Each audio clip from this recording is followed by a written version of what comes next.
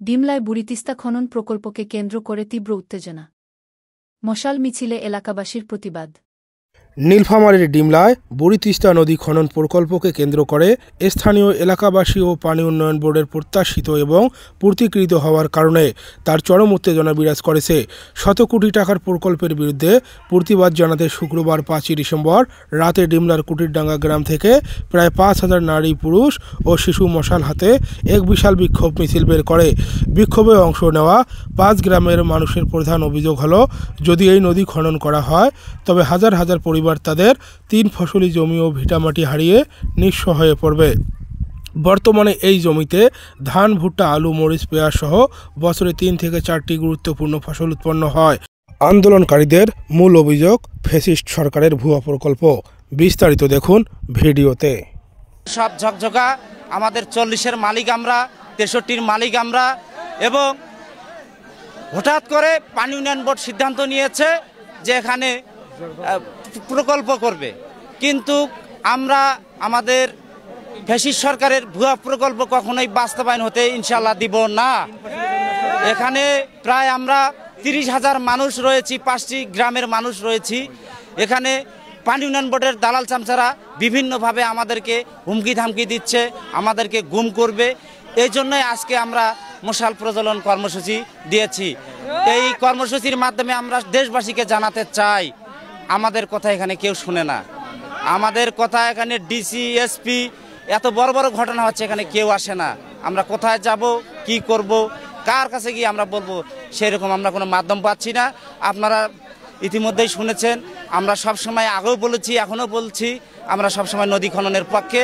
নদী খনন হলে আমাদের কোনো বাধা বিঘ্নতা নাই, কিন্তু নদী মাছ কেন খনন করবে? নদী যদি খনন করে, এই নদী 76 কিলোমিটার আছে, তারা সামন পিছন ঘুরে আসুক, মাঝখানে আমরা নদী খনন করতে দেবো, এতে আমাদের বাধা বিঘ্নতা নাই। দেশ বাঁচাও, কৃষক বাঁচাও, আমাদের এই ফ্যাসিস্ট হাসিনার প্রকল্প বাস্তবায়ন করতে দেব না। আমাদের দাবি একটাই, ভুয়া প্রকল্প বাতিল করতে হবে, এবং আমাদের দাবি একটাই, কৃষকের জমি ফেরত দিতে হবে। বর্তমান বাংলাদেশে ভূমি কম, অধিক জনসংখ্যা।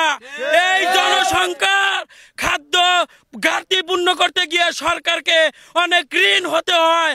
অন্য দেশ থেকে আমদানি রপ্তানি করে করে বাংলাদেশ উন্নয়নশীল দেশের পর্যায়ে যেতে পারে না। আমরা নিয়ে যেতে চাই বাংলাদেশকে কৃষি কাজের মাধ্যমে উন্নয়নশীলের দেশের কাতারে তালিকায় জায়গা করে নিতে।